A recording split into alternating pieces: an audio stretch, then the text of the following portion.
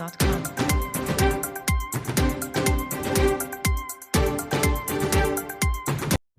Pasión por la historia de España. Personajes y acontecimientos de los que podemos sentirnos orgullosos. SND Editores publica para ti los textos de grandes héroes, pensadores, historiadores, políticos y literatos. Sus libros están en todas las grandes superficies, en centros comerciales y en las mejores librerías. También los puedes adquirir directamente en su web, www.sndeditores.com. SND Editores. Verdad, justicia y libertad. Bienvenidos, esto es La Lupa Semanal, un programa que, como saben, realizamos en coordinación con SND Editores, a que siempre agradeceremos esta oportunidad de dirigirnos a ustedes. Yo soy Paco Vendala y, como siempre, vamos a hacer un repaso pues, a esta semana, en la cual pues, ya pasado lo que fue el 12 de octubre, al cual dedicamos parte del anterior, pues hemos entrado en una semana, digamos, sin tantas celebraciones. Bueno, sin tantas celebraciones, y en realidad es que de verdad parece que tal y como está el panorama nacional, sobre todo, que como siempre decimos es el que nos importa, pues resulta que no hay mucho que celebrar. De todas formas, vamos a pasar revista a los asuntos que hemos seleccionado, que creemos los más importantes, independientemente de que ustedes posiblemente tengan otros. Vamos con el primero. El primero, pues aquí lo tenemos. El régimen del 78, ahí está personificado, creo yo, bastante bien. El régimen del 78 dice que está muriendo, que ha muerto incluso. Bueno, pues yo digo que si el régimen del 78 ha muerto, viva el régimen del 78. No porque considere que debe vivir, sino porque yo creo que está vivito y coleando. Y realmente lo que estamos viendo ahora es lo que realmente es y quisieron que fuera el régimen del 78. No se engañen, no hay que engañarse en absoluto. El régimen del 78, que se llama ahora, se diseñó perfectamente incluso poco antes de fallecer el caudillo. El caudillo murió rodeado de traidores, excepto, siempre los hay, honrosas excepciones que por escasas todavía eran más honrosas. El caudillo murió rodeado de traidores. El primero, Juan Carlos, al cual, bueno, con las cintas de Bárbara Rey para que ella sí que está escribiendo las memorias de Juan Carlos I. Ella sí que está, creo que, aportando a la historia de España un documento excepcional, como pocos. Creo que le está haciendo un gran favor a la verdadera historia de España. Nadie podrá negar lo que el emérito, lo que el entonces rey dice, confiesa de parte y voluntariamente en esas cintas. En su día ya dijo Bárbara Rey que había también, creo que eran 5 vídeos. Esperemos verlos. Va a ser sensacional. Ojalá. También dijo que había una serie de diapositivas. Bueno, recogerá los momentos más estelares de esos vídeos, claro. Bueno, va a ser de órdago. Volvemos al tema. El régimen del 78 no ha muerto. Vamos a ver una cosa muy clara. En los años 30 del siglo pasado había un proyecto de nuevo régimen revolucionario, bolchevique, socialista, como siempre, por supuesto, marxista y leninista. Lo intentaron llevar a cabo de una manera como se hacía entonces, digamos, a lo bestia. De ahí vino la revolución de 1917, luego la revolución de 1934, y luego iban directo a la nueva revolución, que iban a ganar porque estaba ya mejor preparada, pero se aceleraron tanto que no contaron con que al menos media España no estaba por la labor. Ese fue su error, las prisas. De ahí aprendieron. Los vencedores, yo creo que con el tiempo se dejaron dormir en los laureles y tal vez no aprendieron lo suficiente. Ellos sí. Y cuando ha llegado la oportunidad, tuvieron que esperar, eso sí, al fallecimiento del generalísimo, porque con él vivo, aunque estuviera enfermo, no se atrevían. pues no la desaprovecharon. El plan era muy claro: cargarse, por supuesto, todo lo que había hecho el caudillo y aquellas generaciones, porque una persona solo no trabaja, no logra tantos éxitos. La victoria en la guerra, más importante la victoria en la paz, ahí está, todavía vivimos de ella en muchos aspectos. Y había que cargárselo, porque había que justificarse. Habían estado 40 años sin chupar del bote, entre otras muchas cosas, y claro, eso duele. Por eso estaba diseñado el régimen del 78.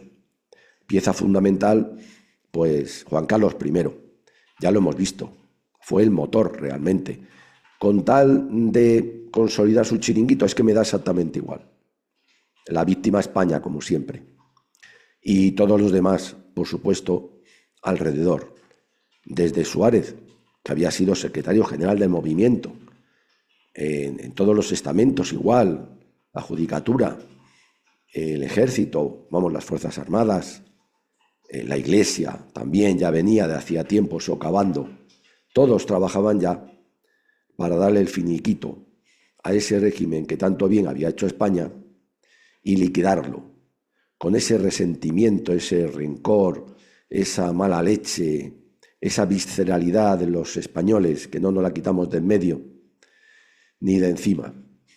Estaba todo planeado. El régimen del 78 era consolidar una monarquía corrupta que amparara todos los desafueros posibles que tenían pensados. La pieza fundamental era esa constitución, elaborada en despachos a oscuras y en bares por 12 o 13 individuos, ninguno de ellos precisamente un ejemplo, y que en ella constara todo lo que de alguna manera debía permitir la instauración del régimen del 78. Pero claro, se dieron cuenta de una cosa muy importante. Habían aprendido todos que necesitaban tiempo.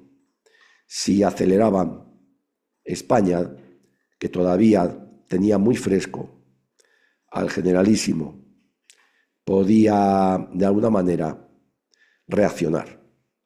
Hacía falta que pasaran generaciones, una o dos, que se murieron los que tenían memoria, los que habían sido testigos, los que no estaban dispuestos a renegar de aquello, que fueran cambiando las costumbres, que la gente se fuera renovando y sobre todo que fueran poco a poco corrompiendo y controlando todo. Corrompiendo, digo, porque la seña de identidad del régimen del 78, de aquel primer rey, Juan Carlos I, incluido abajo todos, es la corrupción, la podredumbre, la miseria, la moralidad, la degeneración. Claro, para eso se necesitaba tiempo. También el qué, controlar las instituciones. Poco a poco, primero corromperlas para luego ir situando a quién, a los sicarios, porque son sicarios. Con el pueblo de una manera corrompido, porque también es verdad que hay que reconocer que los españoles se han dejado corromper, pues está todo hecho. Así han pasado ya, van a pasar 50 años, medio siglo de la historia de España, se cumplirán el año que viene, y nos encontramos ahora ya con la verdadera cara del régimen del 78 que entonces planearon todos. El problema, esto es un inciso, que están teniendo con el tirano Sánchez, es que se les ha salido un poco del guión, porque este es ya tan desaforado que va un tanto por libre. Lo pusieron para que terminara la obra. La ha terminado y estamos ya en la verdad del régimen del 78, una tiranía, una satrapía dura y peluda, perdón, como la que pensaron en los años 30, con las formas de ahora. Ahora no hay tiros en la nuca, pero hay muerte civil. Y entonces había persecución, represión, ahora también la hay, de otra forma, pero la hay, y bien tremenda. Entonces, y ahora, todos están en el ajo. Entonces, hubo quienes no. Hoy no. Hoy no hay quien no esté de una manera u otra en el ajo, más o menos. Por eso, el régimen del 78 ha triunfado, y es este que vemos aquí. No les quepa la menor duda. Todos estos que ven en la fotografía han sido piezas esenciales de ese régimen. Perdón, estamos con un buen catarro, pero no por ello quería dejar de acudir a mi cita semanal que tanto me gusta a mí, por lo menos. Espero que ustedes también. Este es el régimen del 78. Todos han colaborado en ello. Sánchez, el tirano Sánchez, lo único que hace es recoger ¿el qué? Pues ya lo ven, la fruta madura.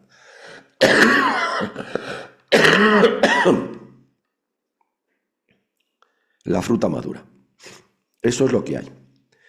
El rey, pues de aquel tan mal palo, esta es su peor astilla.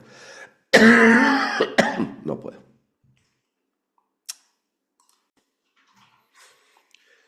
Y digo viva el régimen del 78 no porque yo esté de acuerdo con él en absoluto, sino porque está vivo, como he dicho antes, vivito y coleando. Porque, claro, lo que tenemos en la actualidad es también el régimen del 78. No solo por la propia corona, que ya sabemos cómo es, qué actitud tiene, no solo por el tirano Sánchez, sino porque ¿quién hay enfrente? Feijóo, Abascal, pero es que ya no los conocemos.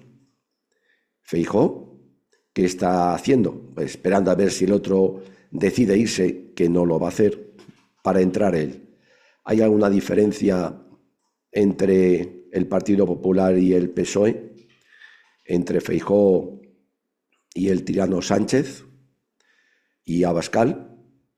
Hemos visto las últimas actuaciones, la más tremenda y vergonzosa, de la que ya no se habla, por cierto, de la que ya nadie quiere saber, que ya se ha olvidado, se ha perdonado como si nada hubiera pasado, en la que todos dicen que por error, no hay quien se lo crea, excepto los que creen todo, por el cual se va a excarcelar a asesinos convictos y confesos de ETA. Con eso está dicho todo. Es el régimen del 78. Los de la ETA tenían que acabar en la calle antes o después, y encima enaltecidos. Es el régimen del 78. El régimen del 78 no ha muerto. Está perfectamente vivo y consolidado, y hay para rato, porque todos están en el ajo. Y el pueblo español, por la labor de tragar y tragar, a pesar de que, junto con España, son ambos las verdaderas víctimas del régimen del 78. Hasta la AVT, Asociación de Víctimas del Terrorismo, ante hecho tan grave como el que hemos mencionado, se ha limitado a ir al desfile, a ir después al Palacio Real, y muy orgullosa su presidenta le dice que ha dicho a Sánchez: nos habéis dejado solos. La VT también está subvencionada, claro. Ese es el problema. Un conciertito al año, un par de conferencias, y luego cara de llorar recibiendo. Porque ese también es el régimen del 78. En realidad, como vemos, es un régimen manifiestamente socialista, donde todos cobran del Estado de una u otra forma. El régimen del 78 era, como hemos visto, la destrucción de aquella España que salió del mayor pozo de toda su historia y que triunfó. Pero eso no lo podían soportar, entre otras cosas porque triunfó sin que se forraran, y eso todavía lo pueden soportar menos. Aquí están todos, ahí los tienen, más los que les han apoyado y ayudado, más los que pertenecen a los colectivos, a eso que debían ser fuerzas vivas y hoy están muertas también, fuerzas armadas, policiales, judiciales, etcétera, etcétera. Se corrompió la educación, la enseñanza, se destruyó la autoridad, se destruyó también, por supuesto, la imparcialidad.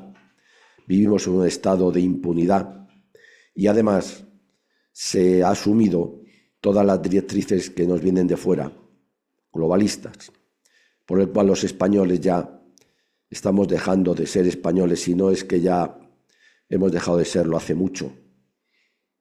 Este es el régimen del 78, no les quepa la menor duda, no está muerto. Ahora es cuando está dando su verdadera cara, porque ahora es cuando ha alcanzado su triunfo. Le queda por pulir algunas cosas, pero pocas, muy pocas. Ya lo verá. Bien, pues vamos a seguir adelante, tenemos más temas. Pieza fundamental de ese régimen del 78 es la imagen que ven aquí ahora. Felipe González y Alfonso Guerra. Perdón, vaya dos. Vaya dos. Tremendo. Esto fue en el Congreso de Suresnes, octubre de 1974. Es cuando dan su golpe de partido y se hacen con el poder del PSOE. Un PSOE que había desaparecido del mapa durante casi 40 años. Un PSOE del que nadie se acordaba. Un PSOE que en la mente de los españoles de verdad, tenía un recuerdo realmente nefasto, porque el PSOE siempre fue, en vez de un partido, una organización históricamente criminal. Bien, pues resucitó de sus cenizas, que eran todas. ¿Por qué?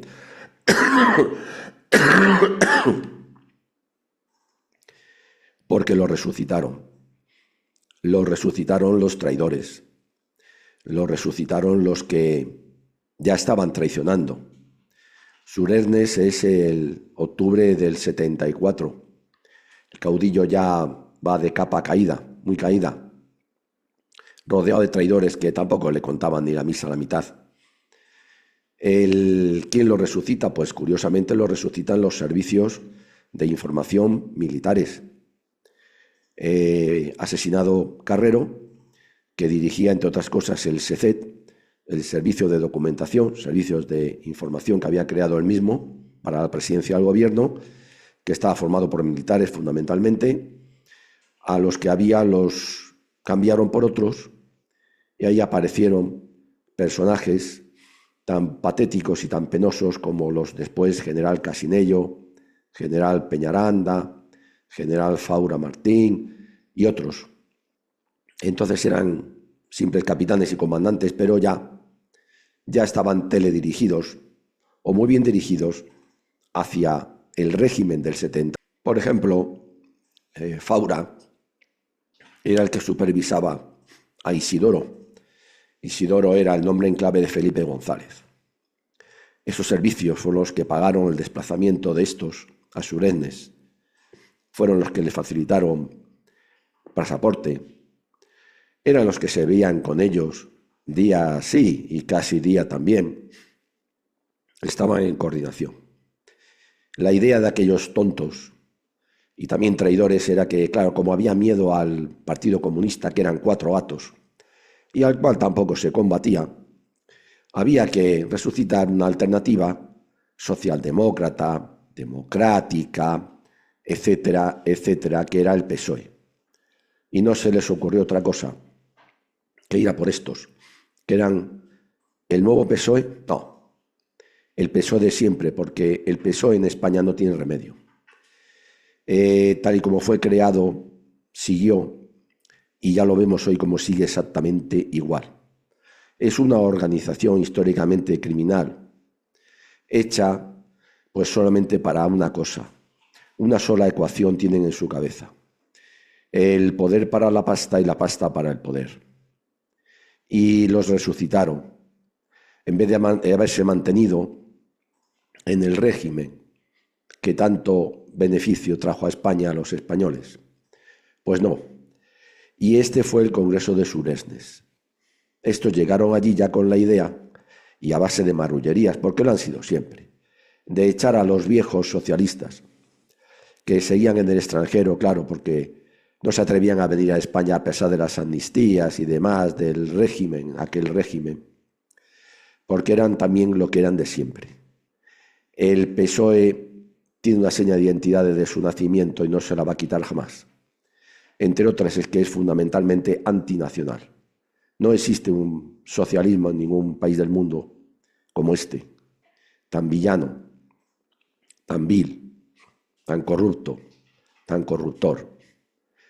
Pero eso sí, que es capaz de hacer lo que ha hecho, trastocarlo todo y hacerse con el poder. Hoy lo vemos con el tirano Sánchez, porque aquí los socialistas, incluso los que ahora pretenden tener mejor cara, Leguina, ¿para qué decir Felipe González, que ahora sale diciendo ciertas cosas?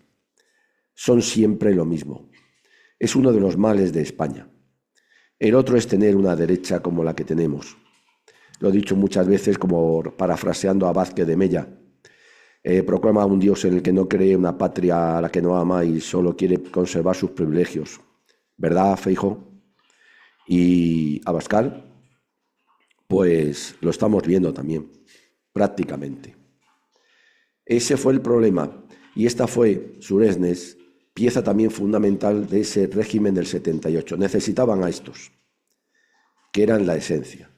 Desde que lo resucitan, desde entonces, ya lo hemos visto, son los que han marcado la pauta, entre otras cosas porque tenemos una derecha que es algo penoso y vergonzoso, tan antinacional realmente como ellos.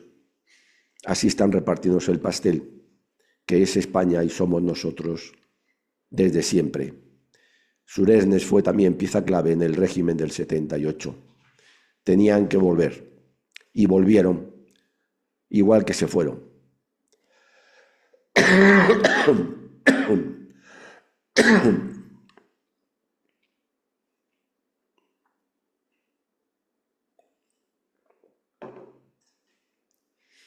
Y aquí siguen.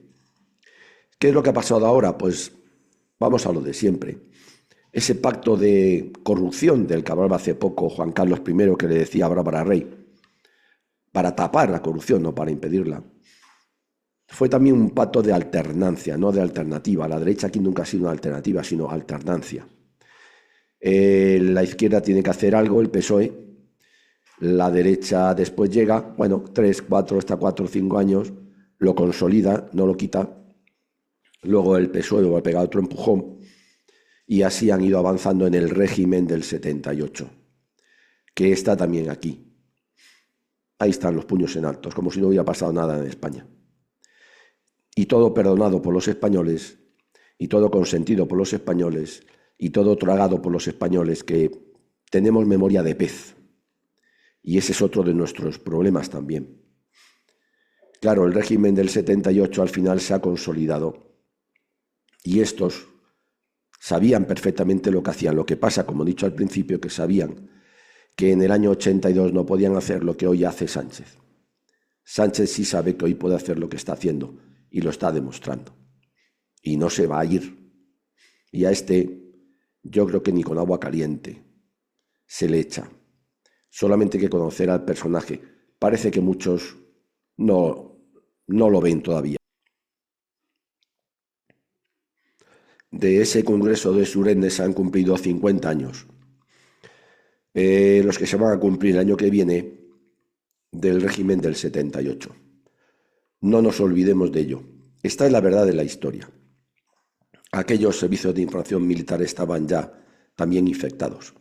Aquellos capitanes, comandantes, cuyos padres habían luchado por una España como la que lograron hacer, se habían olvidado.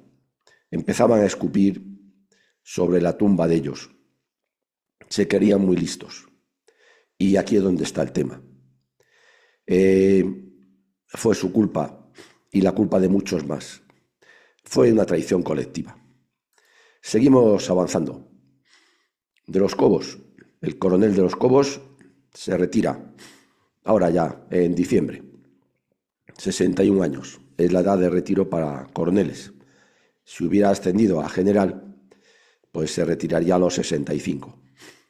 Ha hecho un discurso en el Día de la Patrona, ha hablado, bueno, como siempre, muy bien, el honor, etcétera, que ha servido al rey, pues mal hecho de los Cobos, porque a estos reyes no se les puede servir, hay que servir sobre todo a España. Ha hablado del honor y demás. Para mí, de los Cobos es una figura, y lo que le ha ocurrido que representa, no él personalmente, pero lo ocurrido con él, la degradación prácticamente absoluta en la que se encuentra, en la que ha caído la Guardia Civil. La Guardia Civil ahora no es la Guardia Civil. Hace mucho que ya no lo es.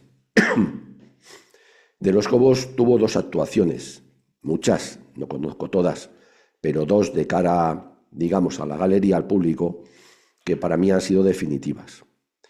Una primera cuando efectivamente se negó a entregarle a Marlaska un informe que estaba elaborando él y su unidad a petición de un juez en una investigación sometida a secreto de sumario.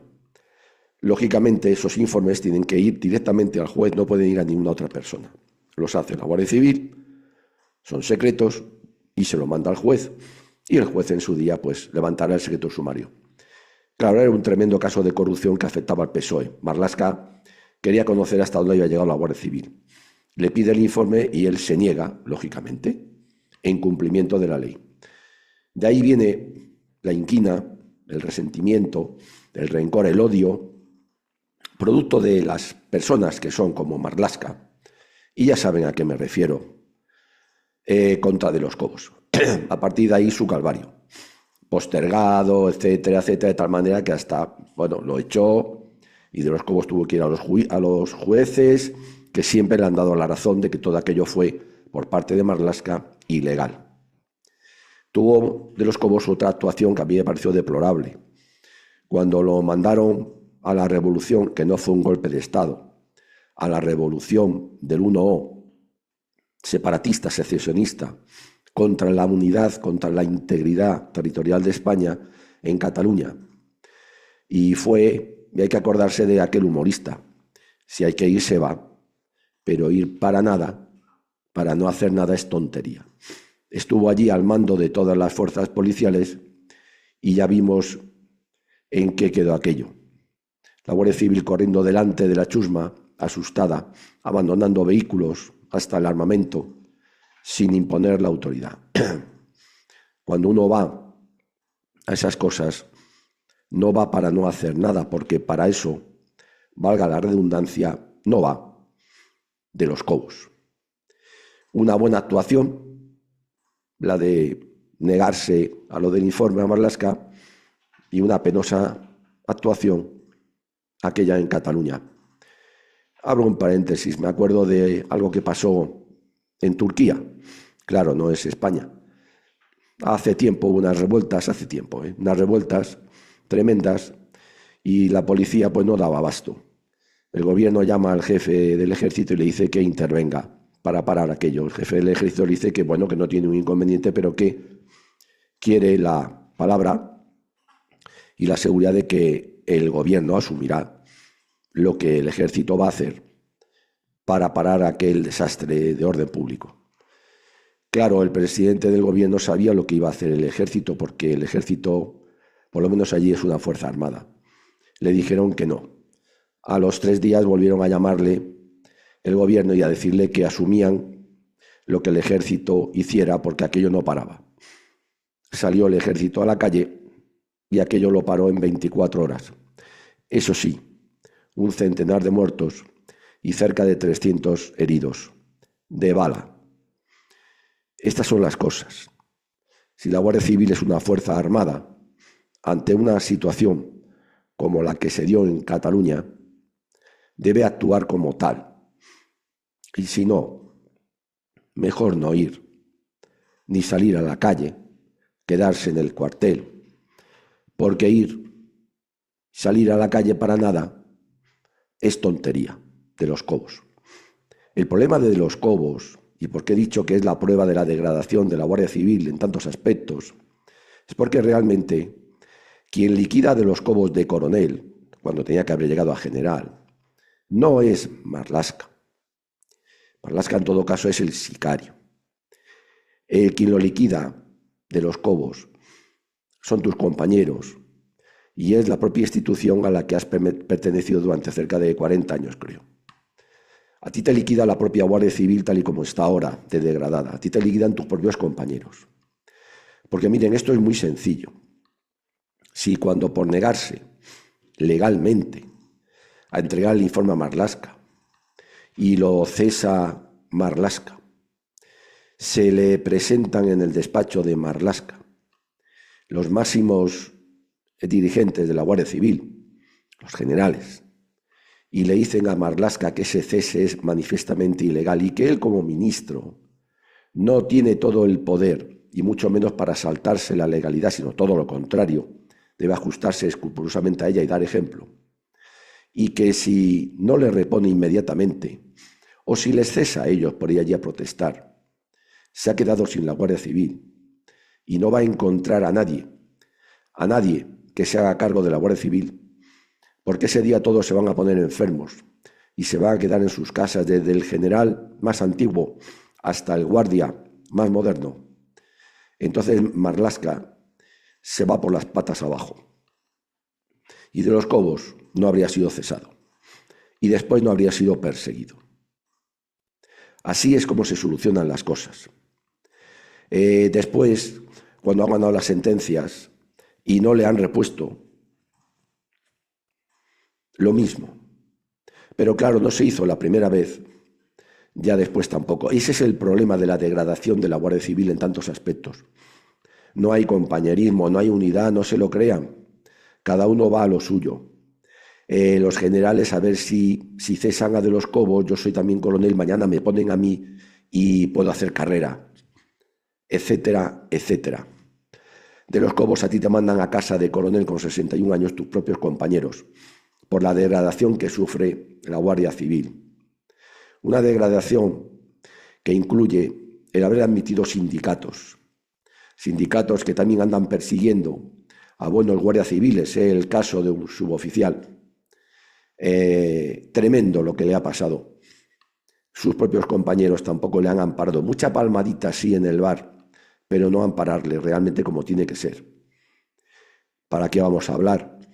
Cada vez aparecen más casos de guardias civiles corruptos, pero corruptos manifiestamente. General en Canarias, Tito Berni, con el Tito Berni, ahora un comandante que era el que soplaba a Coldo todo. Claro, es que de otra manera, si no se cuenta con guardias civiles o policías, las tramas de corrupción no funcionan mucho, o desde luego poco y terminan pronto. Esta es la situación de la Guardia Civil. ¿Para qué ese asumir la ideología de género? ¿Para qué también resulta que ahora enaltecen a aquellos guardias civiles que fueron traidores, como por ejemplo el general Escobar, y no se acuerdan para nada, no se atreven a sus verdaderos héroes? El capitán Cortés, por ejemplo, bueno, y tantos otros también. La Guardia Civil bebe hoy de la historia y de la memoria de aquellos que fueron realmente guardias civiles, pero hoy no lo son. Hemos visto actuaciones penosas de la Guardia Civil. De Los Cobos se va no tanto por Marlaska como por la degradación a la que ha llegado la Guardia Civil. Aquella benemérita que hoy es mala mérita, y lo siento mucho si a alguien le duele lo que digo, pero que me demuestre lo contrario. Y a lo mejor me saca a la UCO, qué gran papel está haciendo la UCO en contra de la corrupción. Pues miren, vamos a ver. Claro, en toda institución, por muy degradada que esté, siempre hay gente honrada y gente dispuesta, eso por supuesto. Pero la UCO hoy día lo tiene muy fácil, porque hoy día estas tramas de corrupción que salen son tan groseras y tan evidentes, se creen tan intocables, son tan prepotentes, que van dejando rastro por todos los sitios, que dejan pruebas por todos lados. Lo de Begoña Gómez es que, claro, pero sí que hasta un niño le sigue la pista esta. Lo de Coldo y demás es que es lo mismo. Ahora la UCO nada más que tiene que hacer lo que hace, ir a registrar despachos y ordenadores. Y lo encuentra todo. Porque estos están tan crecidos y tan creídos que no se preocupan. ¿En qué? Pues en ocultar lo que están haciendo. Y les dura lo que les dura. 3, 4 años y caen todos, y están cayendo todos unos y otros. Da igual que sean ministros, exministros, directores generales, si es que todo está encima de la mesa o en un ordenador. No creo que tampoco tenga mucho mérito, de verdad. Y lo único que puede que tenga mérito es que a mí me da la impresión de que, eso sí, como ven que les van a cerrar el paso, pues filtran para que sea la prensa la que haga el trabajo que posiblemente ni los jueces vayan a hacer después, porque el sistema judicial también está igual de degradado. La Guardia Civil, tus compañeros de los Cobos son los que te han mandado a casa. Y eso es una realidad. Marlaska, en realidad ha sido la herramienta. Aceptar también la Guardia Civil que le pongan directores como los que ha tenido, que no ha habido ni uno desde el 75, creo yo, normal, pues es otra manera de dejarse degradar. Y eso es así. No se puede permitir, no debió aceptarlo nunca los mandos de la Guardia Civil, que le viniera un Roldán, o para qué los que les han puesto ahora. Y esas mujeres, mujeronas, marujas, impresionante. Hay que ir al despacho del ministro y decirle, no, mire, la Guardia Civil es una cosa especial y aquí el director tiene que ser, que para eso está, pues un general de la Guardia Civil. Y sin más. No lo han hecho nunca. Por eso están como están. Yo creo que también se lo merecen. A mí no me merecen ningún respeto la Guardia Civil. De los Cobos lo siento, pero en realidad has sido víctima también de ti mismo y de ese mal concepto de la obediencia, que has dicho que no es servilismo, pues lo habéis demostrado todos, como están demostrando las Fuerzas Armadas,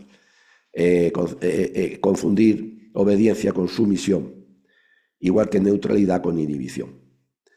Adiós de los Cobos, un buen recuerdo, el de negarte a Marlaska, y un mal recuerdo, aquella tontería de ir a Cataluña para no hacer nada. Y luego un ejemplo lo tuyo de cómo está de mal la Guardia Civil. Seguimos. Bueno, ¿y para qué el clero? Este es el obispo de Toledo, un señor Cerro Chávez, que dice que el aeropuerto de Ciudad Real, que no se utiliza para nada, otra estafa, como otros tantos aeropuertos, habría que convertirlo en un macrocentro para menas, para inmigrantes ilegales. Bueno, ¿por qué no empieza por llevarse, como dice un buen amigo mío, 200 o 300 o 1000 a su casa, a su palacio episcopal en Toledo, que es bastante grande, por cierto? Hombre, métalos primero allí, ¿no? Junto a usted, póngales unos camastros, allí en su despacho también algún hombre, ¿eh? ¿Por qué los tiene que echar a los demás? Cara dura. La Iglesia patina también, pero es que además este señorito, bueno, como los demás, por supuesto, Argüello, también de la Conferencia Episcopal, todos han dicho lo mismo, claro, esa regularización que quieren, esa legalización de lo ilegal, de los que han entrado ilegalmente, vulnerando nuestras fronteras, nuestras leyes. Hay que legalizarlos, ¿pero por qué? Bueno, pues es que claro, y encima mienten a los fieles, porque hablan de caridad, etcétera, etcétera.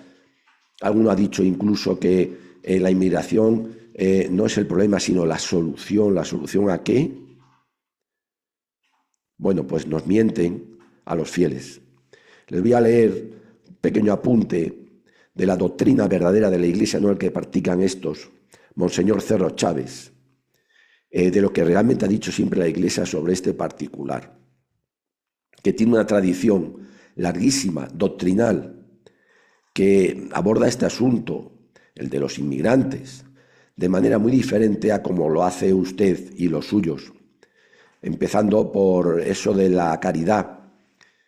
Nuestro Señor nunca habló de amar a la humanidad, como dicen ellos, es que hay que hablar a la humanidad, no, sino de amar al prójimo, o sea, al próximo, lo que indica no solo una concreción de ese amor tan propenso a volverse vaga filantropía, sino también una jerarquía de proximidad. En palabras más llanas, la caridad empieza por uno mismo y por los que están más cerca, no por los que vienen de fuera y además ilegalmente. San Agustín dijo, y leo textualmente para no equivocarme, puesto que no se puede hacer el bien a todos, debemos considerar principalmente a aquellos que, por razón de lugar, tiempo o cualquier otra circunstancia, por una especie de casualidad, están más estrechamente unidos a nosotros, que son familiares, amigos, vecinos, etc. No estos que vienen de fuera saltándose además nuestras leyes y nuestras fronteras. San Agustín, uno de los doctores de la Iglesia que vivió las invasiones bárbaras y que debió ver esa invasión de inmigrantes y dijo, cuidado. Santo Tomás de Aquino, para qué decir, el mayor doctor de la Iglesia, dice, dejó escrito en su Suma Teológica, Monseñor Cerro Chávez, dice que en igualdad de condiciones se debe socorrer más bien a aquellos que están más estrechamente relacionados con nosotros. Claro, familiares, amigos, vecinos, conciudadanos. Y además concluía y decía, qué listo, en que si se permitía a los extranjeros entrometerse en los asuntos de una nación, tan pronto como se establecían en ella, estos acaban de llegar, podría ocurrir muchos peligros, ya que los extranjeros, al no tener aún el bien común firmemente en el corazón, podrían intentar algo perjudicial para el pueblo. A estos, en cuanto se les legalice, terminan votando y desde luego van a votar como les salga de las narices para su propio interés, no para el interés de España. Como dice San Agustín, intentarán algo perjudicial para el pueblo, entre otras cosas, el aumento terrible de la delincuencia que ya padecemos. Claro, más cercano a nosotros, el cardenal Robert Sara, también en su libro magnífico, por cierto, Se hace tarde y anochece, explica, dice, los hombres no se parecen entre sí, no somos iguales, hombre. La naturaleza también es rica en múltiples formas, porque Dios así lo ha dispuesto. Nuestro Padre pensó que sus hijos podían enriquecerse con sus diferencias. Hoy la globalización, y estos son una herramienta principal de la globalización, es contraria al designio divino. Monseñor Cerro Chávez tiende a uniformizar a la humanidad. La globalización significa separar al hombre de sus raíces, de su religión, de su cultura, de su historia, de sus costumbres y de sus antepasados.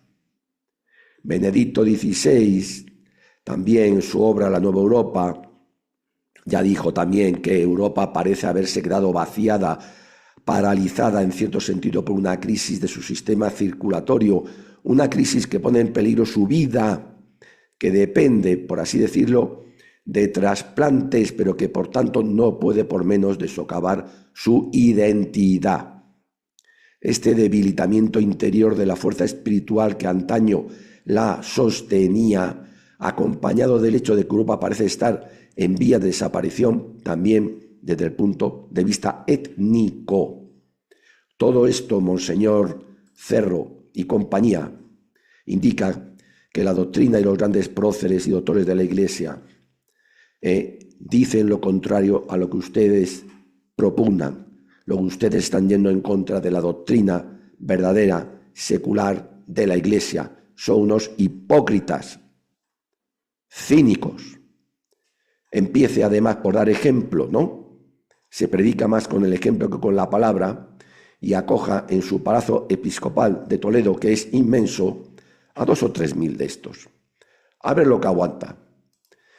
Y seguimos con el mismo problema porque, claro, aquí está Defensa, que parece que no tiene dinero para armamento, etcétera, etcétera. Sí lo tiene para habilitar cuarteles semiabandonados o abandonados. ¿Para qué? Pues para que se alojen estos. Es decir, el dinero lo seguimos regalando. Ese dinero que es de todos, aunque ya dijo Carmen Calvo que el dinero público no era de nadie. Claro, por eso se lo llaman los bolsillos. Defensa también. ¿Por qué? Pues porque los militares, los generales, los mandos superiores, están todos tan degradados como los de la Guardia Civil, porque han admitido que se llenen sus cargos superiores de civiles que no tienen ni idea, politizados, han permitido ser instrumentalizados, se dedican la Armada ex española en concreto a traer a estos, no a rescatarlos, eso es mentira, como ya dijo el GEMAT todavía, almirante Memo López Calderón, y ahora encima se dedica a habilitar cuarteles en Alcalá de Henares, en Canarias, en otros sitios. Bueno, pues para eso parece que sí hay dinero y parece que esa es la función de las Fuerzas Armadas y parece que con eso, como siempre, defienden España, que para ellos es muy importante, como en el exterior, igual también, en el Líbano, vaya papelón. Bueno, pues ahí estamos. Seguimos avanzando. Hombre, una buena noticia. Al menos los tribunales internacionales han declarado ilegal los acuerdos de la Unión Europea con Marruecos en tema de pesca porque, claro, afectan al Banco Sahariano, que han dicho que ese no es de Marruecos. Vaya chasco que se ha llevado el Mohamed y todos los que han aplaudido que el Sáhara es marroquí. Sobre esto un apunte. Los primeros tontos fueron siempre los saharauis, porque España les iba a dar la autodeterminación y después la independencia y se volvieron contra nosotros, incluso con las armas, y confiaron en el amigo, entre comillas, marroquí. Bueno, pues mira, en parte os está bien empleado lo que os pasa. Siento decirlo, pero es que eso es así. No os fiáis de España, que nunca fue colonizadora, que siempre os trató de maravilla. No quisisteis hacerlo y os echasteis en manos del marroquí. Madre mía, quitado ese apunte, lógicamente, claro, encima el Sáhara se le entregó al marroquí por parte de Juan Carlos I y aquellos traidores en aquellos pactos de Madrid vergonzosos. La traición ya empezaba entonces, Franco estaba en las ultimísimas. Y después el gran error ha sido entrar en la Unión Europea y ceder nuestra soberanía en tantas cosas como en esta, por ejemplo. Ya no es España la que negocia la pesca directamente con Marruecos, sino que es la Unión Europea que, lógicamente, no nos iba a defender. Bueno, es una buena noticia, porque desde luego pone algunos puntos sobre los síes, pero no va a valer para nada, porque Marruecos tiene el apoyo de Estados Unidos, ha ocupado el Sáhara, masacra a quien quiere y aquí nos importa un rábano. Todo lo contrario, nos vendemos a él cada día más, hasta el punto de que cualquier día le damos Ceuta, Melilla y las Canarias. Vale, ya veremos a ver entonces lo que pasa allí. Desde luego no se van a defender, porque tampoco hay conciencia en el español medio, en el pueblo español, de que eso hay que defenderlo a sangre y fuego, porque es España. Ceuta, Melilla, como las Canarias, es España. Pero así estamos también en este aspecto. Buena noticia para los saharauis, buena noticia para aquel que todavía crea que existe al menos algo en pie del derecho internacional, y desde luego un problema para la Unión Europea y un problema para el tirano Sánchez y todos los que han apoyado a Marruecos en su invasión del Sáhara, incluido Estados Unidos. Claro, la costra es tan grande que va a dar exactamente igual. Tenemos aquí dos casos muy parecidos. La foto yo creo que lo resume muy bien. La Fundación Franco, pues está sentenciada. ¿Con quién? Con los votos del PP. Claro, ese PP que con Aznar, ese gran presidente, votó a propuesta del Partido Popular condenar el 18 de julio como golpe de Estado, etcétera, etcétera, etcétera. No tenía ni idea de lo que hacía, o sí, yo creo que sí. El régimen del 78, que seguía dando pasos, ¿lo ven? Pues bien, la Fundación Franco, por mucho que quiera, está sentenciada, también con los votos del Partido Popular. Aquí Vox votó en contra. Bueno, claro, es que después de votar a favor de la excarcelación de Tarras y votó porque, como el Partido Popular estaba todo pactado, tenía de alguna manera que lavar su imagen y lo hizo con esto. En cambio, el Valle de los Caídos, como la sepultura del caudillo, ha quedado sentenciada en Roma. Ahí está la foto. Y ha quedado sentenciada porque han pactado, claro, el tirano Sánchez y Bergoglio. Y también ha quedado sentenciada porque el Partido Popular, claro, esta vez por mano de Díaz Ayuso, esa gran mujer, no ha hecho nada por impedirle al uno y al otro, que podía, que lleven a cabo su pacto. Y igual que fue un pacto profanar la sepultura del caudillo, ya han pactado profanar y destruir el Valle de los Caídos.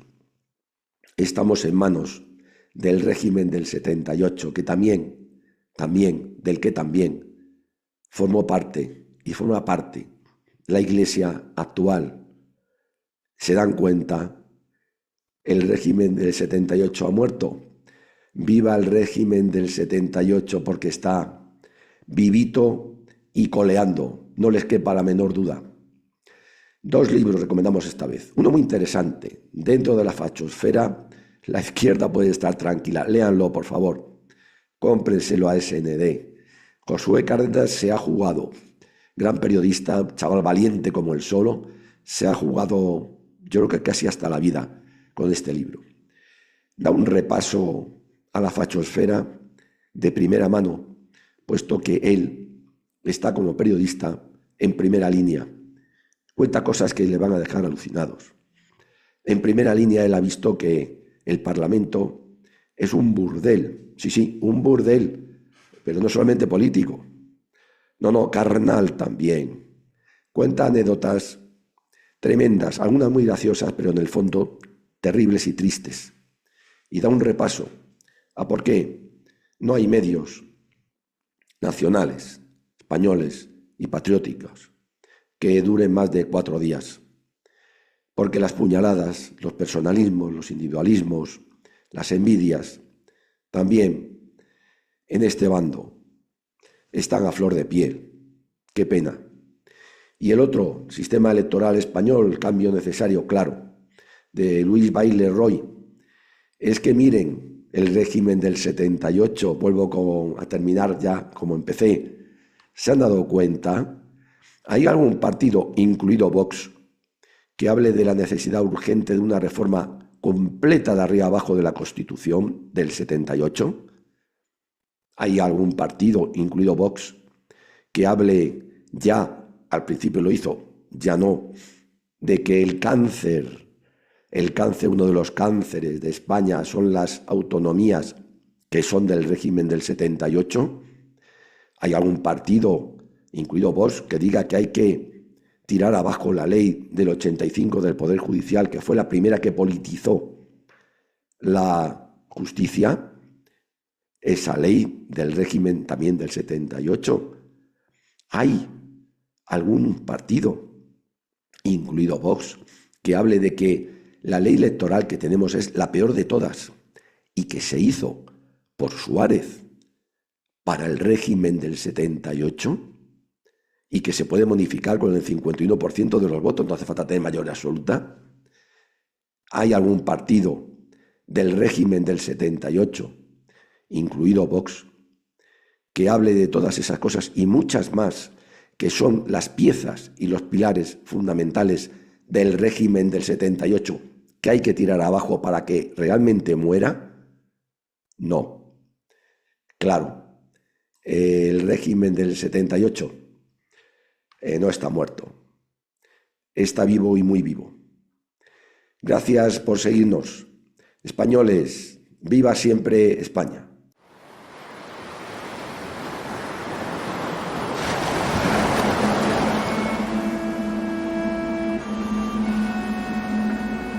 Mercants, especialistas en decoración náutica. Una boutique única en su especie. No encontrarás una tienda igual en toda España. mobiliario, iluminación, confort a bordo, artesanía y moda marinera. En Mercants también encontrará una amplia gama de piezas que aumentan su valor con el paso del tiempo. Nos encontrará en Denia, Alicante, en la calle Diana 48 y en el teléfono 629 69 3309.